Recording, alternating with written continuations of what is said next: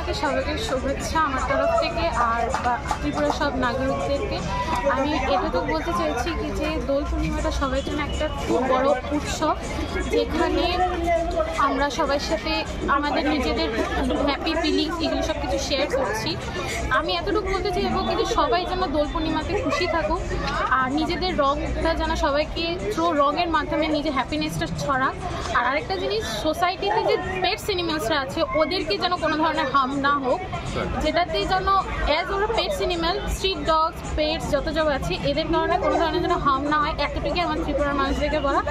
আর আমার বাড়ি সবাইকে হ্যাপি হোলি। আমরা প্রত্যেকবারের মতো এইবারও এখানে এসেছি, প্রত্যেকবারই এখানে আসি, তো সবার সাথে হোলি খেলছি এবং ছোটবেলার স্মৃতিগুলিকে মনে করছি। হ্যাপি হোলি সবাইকে। প্রতি বছরই খেলা হয়? প্রতি বছরই খেলা হয় এখানে, আমরা আসি। ছোটবেলার কি কথা মনে পড়ে তোমাদের? সবাইকে হোলি শুভেচ্ছা।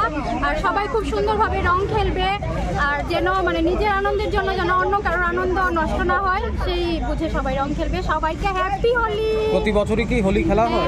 এখানে আসেন আপনারা? আজকে তো সবাইকে জানাই প্রথমে সকলকে শুভ দোল পূর্ণিমা এবং আজকে হ্যাপি হোলি সবাইকে। আর আজকে এই হোলির দিনে ছোটবেলার কথাটা অনেকই মনে পড়ে, যেরকম আমরা বড়দের পায়ে রং লাগিয়ে প্রথম প্রণাম জানাই, তারপর আমরা সকলের সঙ্গে